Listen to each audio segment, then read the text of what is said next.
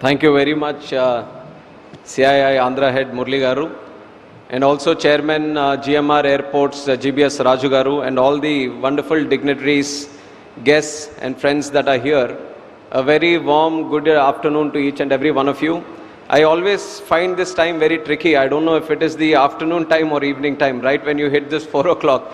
But I can see a lot of enthusiasm in the crowd, and this has been the emotion for the last 2 days, yesterday and today. I think the real success on this CII partnership summit that we are having in Visakhapatnam is not in terms of value, how much investment is going to come to Andhra Pradesh, but in terms of the participation and the engagement and the commitment shown by the people that have come here. So on behalf of the entire arrangements that have been done here, I would like to thank each and everyone who has made time to come here to participate in this event and have made this a huge success.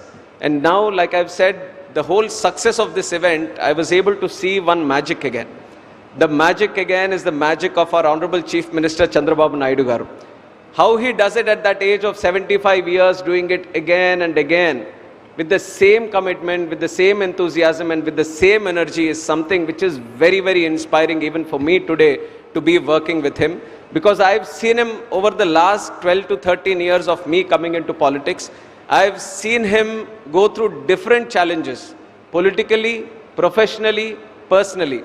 But the way he takes these challenges or tackles these challenges as a way of an opportunity, I think that is a great learning lesson for someone like me and also people at large. So I was able to see that magic. So it has been a personally very enriching time for me to be participating in this moment.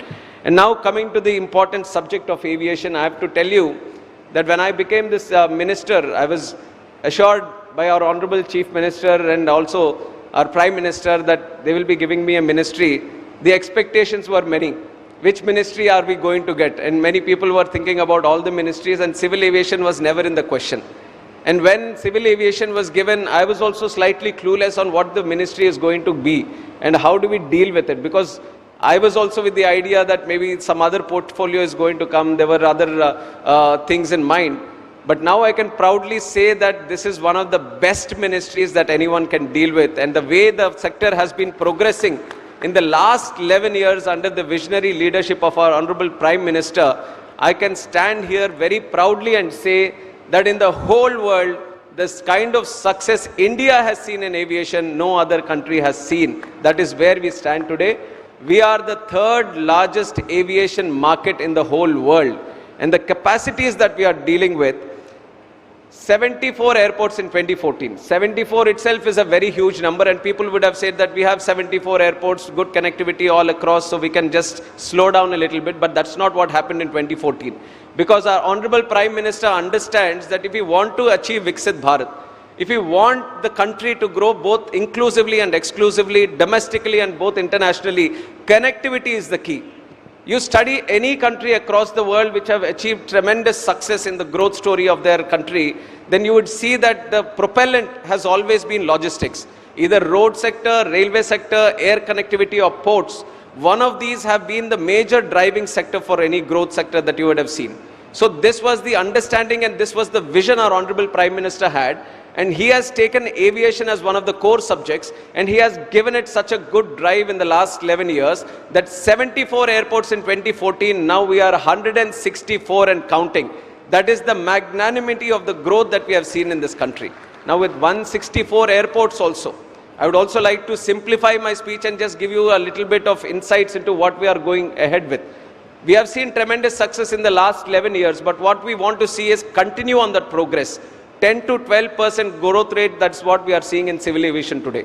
So on one stage, we want to continue the growth story that we have achieved. And on the second side, while we are going, we want to transform the sector also.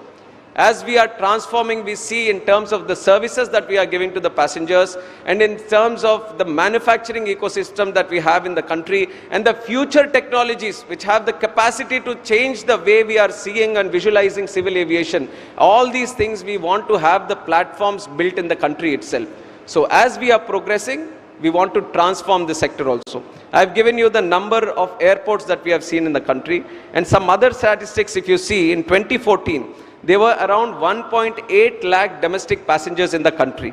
And today we have on an average of 4.6 lakhs, kind of 3 times, 1.8 lakh to 4.6 lakhs today. And almost 5.3 lakh people flew on November 10th. 5 lakh people traveling in a single day in any country seemed to be the magic figure. It is an achievement where most of the countries are like ambitious to achieve that, but we, every other week we are touching the 5 lakh number today, and on November 10th we hit the highest point of 5.3 lakh passengers. And domestic passengers from 6.7 crores in 2014, we have grown up to 7.2 crores. And international passengers from 4.5 to 7.2 crores.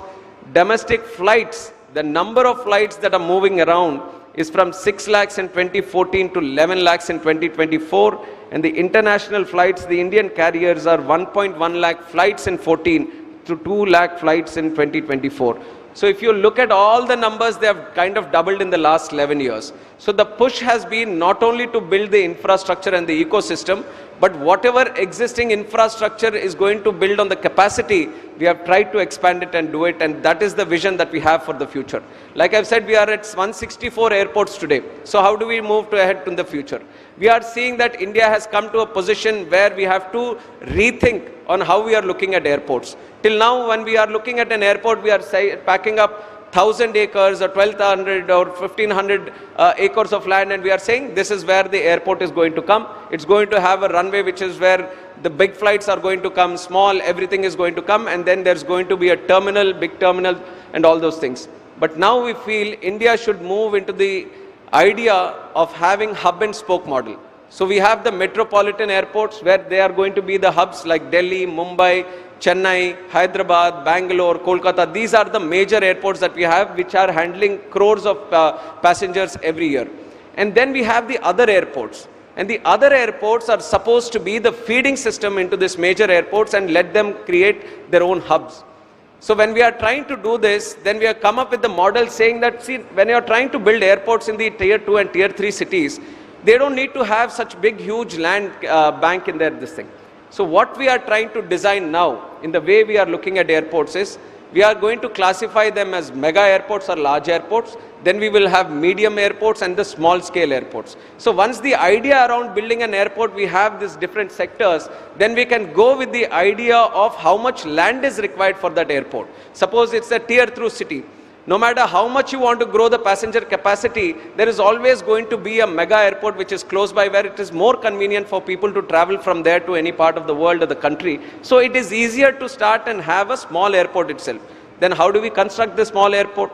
So what is going to be the ecosystem? What are going to be the parameters? What kind of flights are going to come? What is the terminal building capacity that you want to handle? So an interesting intervention that we are trying to do now for the future airports that we are going to build is classify them as large, medium and small airports. And the other introduction that we are doing is cargo airports also. We believe the unutilized sector in the Indian aviation market today is how we are imagining the cargo sector. We don't have the policy of immediate courier of things where you want to see them done in 24 hours. If you have had the experience of United States, then you have the express delivery. Within 24 hours, you order something or you want to get something, you are able to ship it within 24 hours, you're getting with the convenient fees that is going to be added to it. But India doesn't have that. We are just ordering and it's coming at its own time. So the mindset of having it as an express delivery, that can only be achieved if you can crack the Indian air cargo model. And for that air cargo, when I see it to the airports, and GMR is also running the airports, the major concentration is on the civil operations. Their major concentration is on the passengers because they are very sensitive element. You have to take care of them. And when it's up with the existing passenger network, if you want to do the cargo always takes the back seat, and you are not able to create the proper ecosystem through which cargo can also flourish. And the most important thing there is to bring down the costs.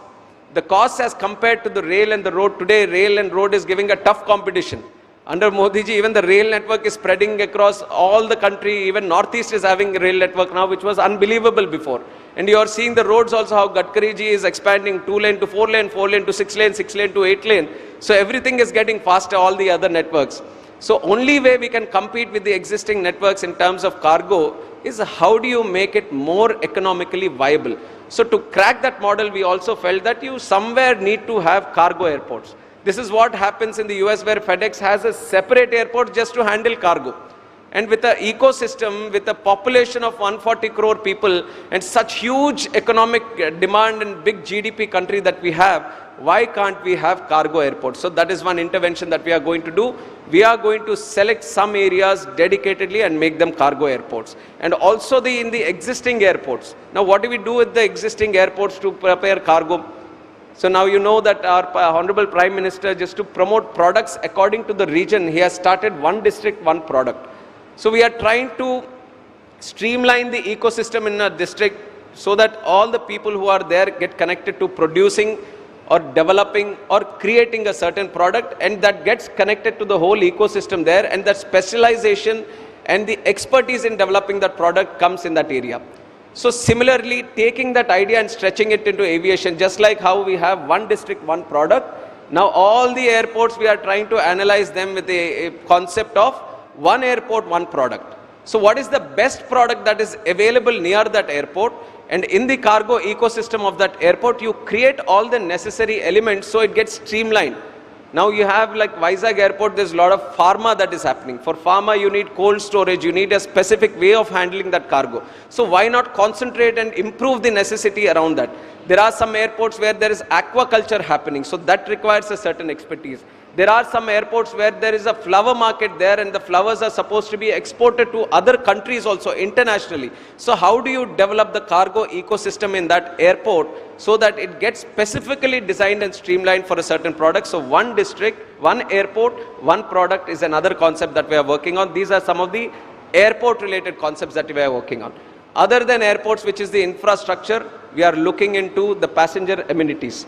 Passenger services, that is the topmost priority. The moment I have taken charge as the Civil Aviation Minister, I told the country and the people of this country that no matter what kind of policy we bring in, whatever we do, at the core of our policy making is going to be the people of this country, the passengers of this country. And it is with that idea and attitude that we have worked out. And the special intervention which we have done and which I am also very, very proud of is the Udan Yatri cafes. You would have never imagined, because this was the feedback I got and I have also personally seen, I have learned it from the passengers. Udan Yatri Cafe has been such an intervention in the country. We have given these Yatri cafes where the tea is going to cost you 10 rupees, and this is in an airport. Coffee is going to cost you 20 rupees. A samosa is going to cost you 20 rupees. Have you ever imagined going to an airport and drinking a tea for 10 rupees? And it's a high quality tea, not just a regular tea that you are going to get. These are airports, but because we are seeing, I've told you the numbers of how passengers have grown. Today, air travel is not only for the elite or the luxury people. India wants to have the lower income, neo-middle class, the lower income groups, middle class groups, they also have to come into this air travel network. That is the advantage this country has, is the capacity. Now to bring them, Honorable Prime Minister has created the Udan ecosystem and the Udan scheme, through which the unserved and underserved airports of the country we were able to connect by offering some viability gap funding. And through that, tier 2 cities, tier 3 cities, where there was a challenge of connecting the flights to those cities, now they are properly connected, well connected to the large cities and the other tier 2 cities. Now the other problem that we started experiencing in that is when these lower income groups are coming into the airport, they were finding it challenging to buy something if they are extremely hungry. The kind of prices they were having at the airports, then they were finding it extremely challenging for them to buy something. Then we thought there was an intervention that is required here, and we started the Udan Yatri cafes. We started one in Kolkata airport last year, and the celebrations of 100 years of Kolkata airport, and the kind of success we have, the response that we have achieved from the people was tremendous and unbelievable. It was the top sales store in that airport itself, which was the Udan Yatri Cafe. And then we started getting calls from all airports that we want a Udan Yatri Cafe here and there, and we have been doing it consistently in all the airports, and that is one intervention that we are going to do. In all the airports in the country, wherever you go, you will find one Udan Yatri Cafe where tea is going to cost you 10 rupees, coffee is going to cost you 20 rupees. So that is the intervention that we are bringing in the Indian airport system. And the second thing that we want to do, an initiative very small initiatives, but this is how much we are trying to care for the travel of the passengers. There is a concept called Flybrary. This was started in Bhubaneswar Airport. So there is a rack where there are books. So these are all free books that the airport is giving it to you. The rack is there. The passenger who is traveling, he can go to the rack, pick a book of his choice, study while he's traveling, and there is going to be a drop-down rack at the destination airport, and once he is done with it, he can just place it there and he can make it usable for the next passenger that is going to go. So there is no need of buying any books. This is as you go, you can find your book of choice, you can read it as you go and you can drop it off, and we are calling this Flybrary. We have started this in 2-3 airports, and this is an ecosystem that we want to spread across all airports. Then we have the same concept of the one district, one product. The products which are very geotagged or geographically identified to that specific location, we want to create the same network in the airport where you go to a certain area, you want to buy the best product of that area. And you want to buy which is locally made by the women that are there, by the self-help groups that are there. So we are bringing in another concept of having these local stores which is going to sell you the local products. So these are some of the initiatives. And then we have play areas also in the airports which are dedicated for the children that are going to come there. So all the service-oriented activities, we are going to transform them so that it becomes more convenient for the passengers who are traveling. One thing we all see when we are going to the airport, we are going through the traffic, we are trying to catch the flight, there shouldn't be any delay. No, we hope that the gates don't close by the time you go there, and you probably want to go a little bit early so that you can buy that extra meal in the airport and eat something. So it is always a very anxious affair. Whenever you go into the airport, you are hurrying and your mind is on the nervousness that gets created, the anxiety that gets created. So we want to create these airports as a less anxious, less nervous, it should be a nervous-free zone. So we are bringing in a lot of concepts. Psychologically, we are trying to build the airports in such a way that your whole, your anxiety at the airports gets down. So these are some interventions that we are going to do in the future, and some opportunities that are there in aviation. Especially I see a lot of young people that are there here wondering, what can I do with aviation? So there are multiple concepts. One, the technologies that are associated with aviation, the engineering that is associated with aviation, it is continuously evolving. When there is an upgrade in technology, the first sector that gets affected, or the first sector where there needs to be a change, is aviation. So there is a lot of opportunity for tech-related people to continuously associate with this sector and bring in new technologies, right from dealing with the aircrafts, their movement, traffic control, and right from operating in the airports, creating digital twins, creating a better model ecosystem for flow of things in the airports, and many other areas where technology can do a change. So this is one area where people can work in. And the second thing is manufacturing.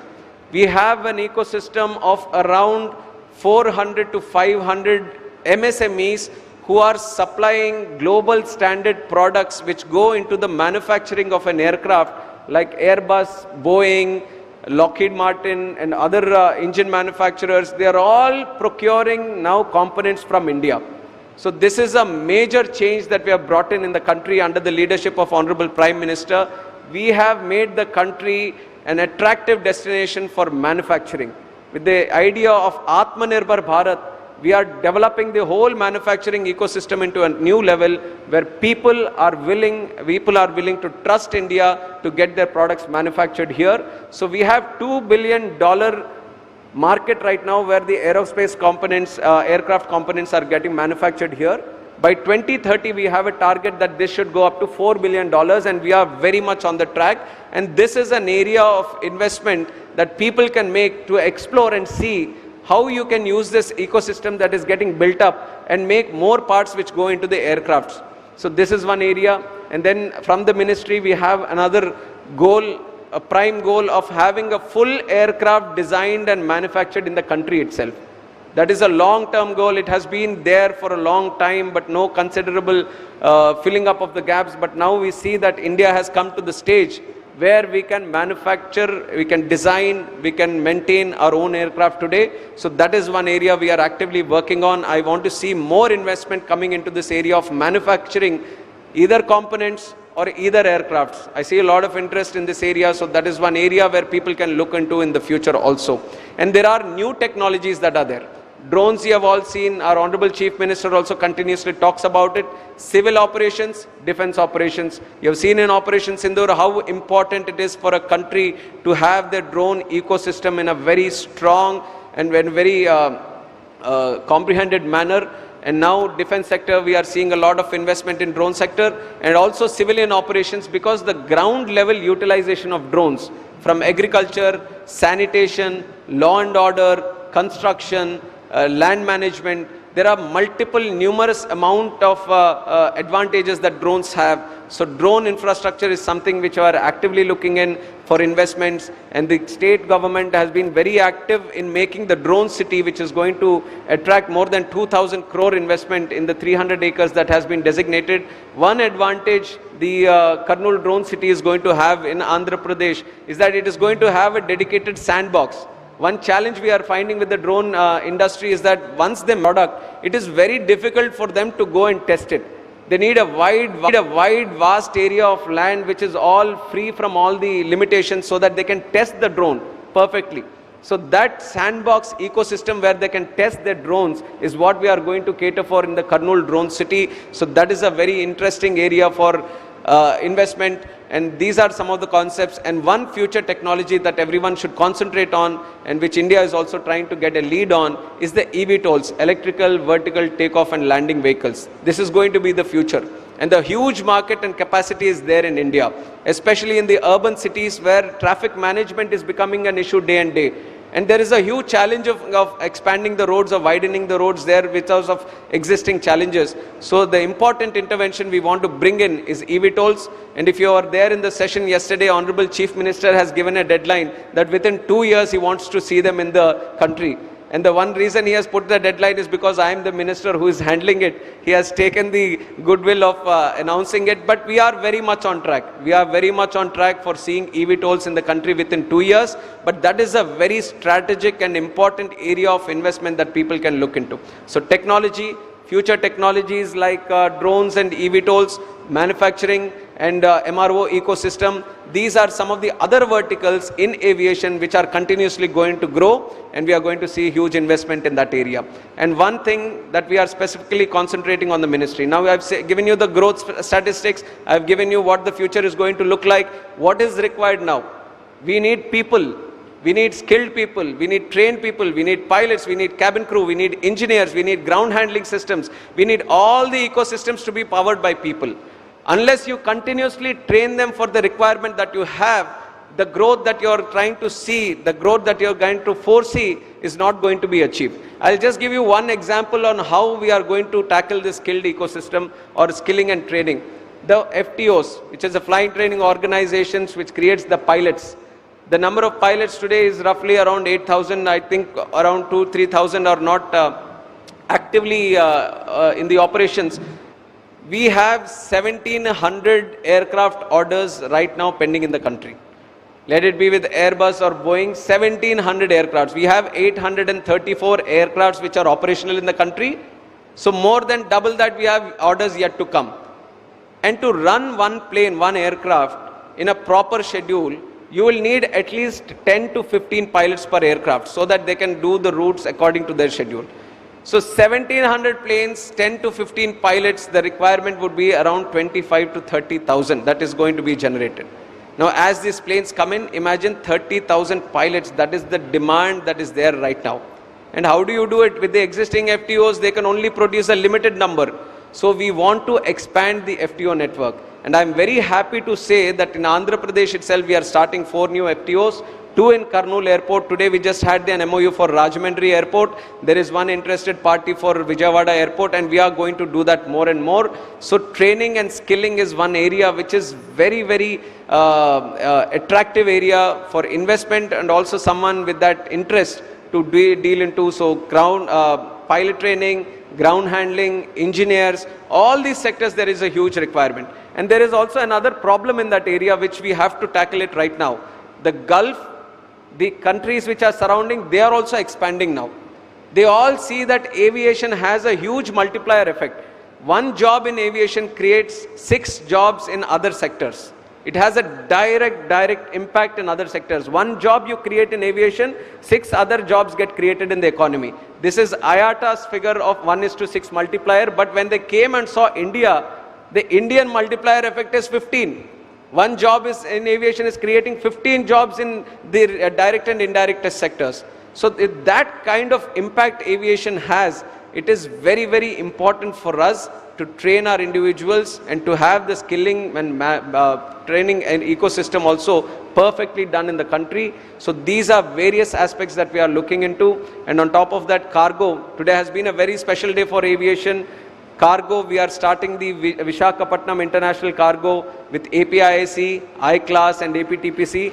Thanks to all of them who have come together and going to start the Visakhapatnam Air Cargo today.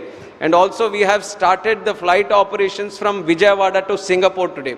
Today was the first flight that happened.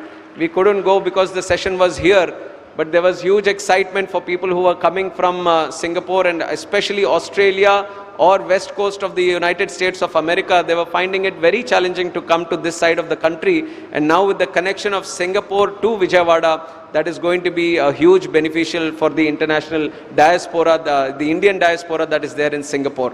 Vijayawada connected to Singapore now.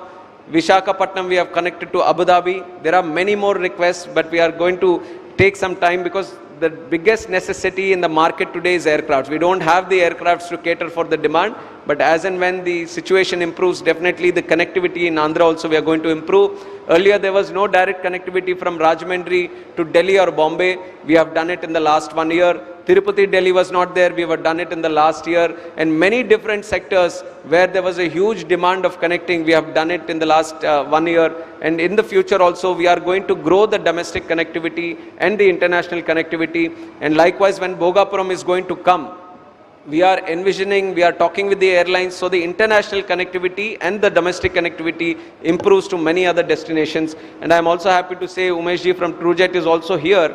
He is also willing to start a new airline, and we are going to keep Visakhapatnam Bhogapuram as the hub. He is going to start his operations with 3 Airbus from February. I am announcing it so that it gets done on time. So 3 Airbus from TrueJet services are going to start again. We are very, very excited because right now you see, and this is the complaint which I also get always, that it is Air India or Indigo, this is the only 2 travelers that are there. But I've been constantly trying to promote the Indian aviation industry, and I'm giving you one statement which gives you the size of capacity that India has today. We have the size to operate 3 Indigos. Indigo has the maximum number of aircrafts up to 400. We can have 3 airline operators at the size of Indigo. And we can have at least 5 operators operating in the country with 100 airlines each. So that is the capacity that we have. Even though we are restricted to 2 players now, we from the ministry are actively engaging with the industry to improve the situation. We want more airlines to come in. But there is a common joke that gets around, how do you become a millionaire? You take a billionaire and then you start an airline, they become a millionaire. This is the joke that is going around. But it is just a joke, but this is the time when you can start an airline. There are multiple people who are starting airlines today. We are seeing small airlines that are there. Star Air is one, India One Air is one, Flybig is one.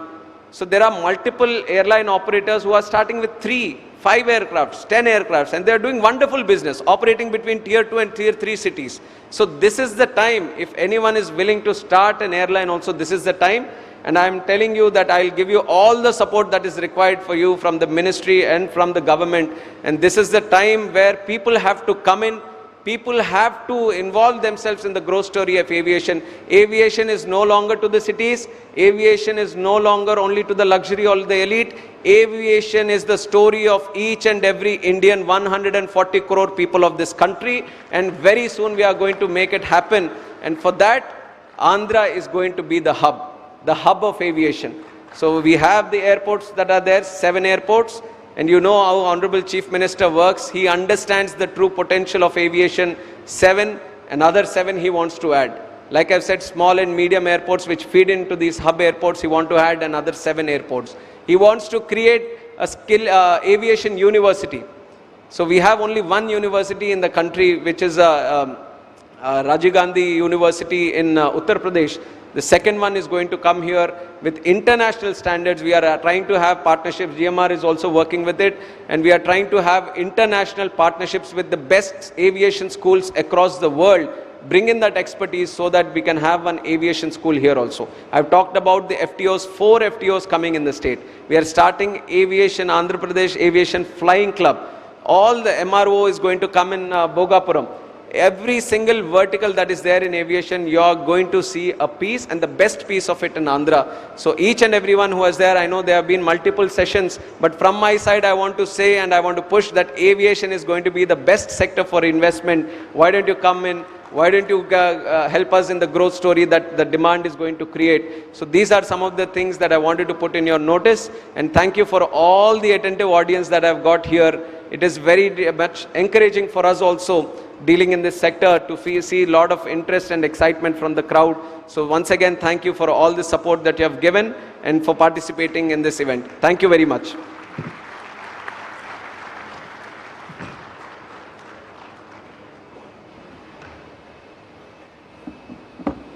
Thank you so much, Honorable Minister, for sharing your inspiring vision and the roadmap. It's truly transformative, and I think it's unprecedented, the pace and scale at which they want to implement these initiatives, these interventions is truly unbelievable. And I'm sure under his great leadership, we'll see this taking shape and reality very soon. And I have to congratulate your innovative initiatives, be it the UDAN, the dedicated cargo terminals or the airports, or the one district, one product. The rotational libraries, that's truly innovative, and the playgrounds for maybe a creche for the babies. And all this will truly transform the passenger experience, open up many opportunities for our youth, and of course, opening up opportunities for our MSME, the industry, and truly unlocking the full potential of civil aviation sector. And I believe it can happen only under the great leadership of our beloved Minister, under the honorable visionary leadership of Honorable Prime Minister. And I am so excited because our state of AP will be the biggest beneficiary of and take the maximum advantage of this. So I truly wish you Godspeed.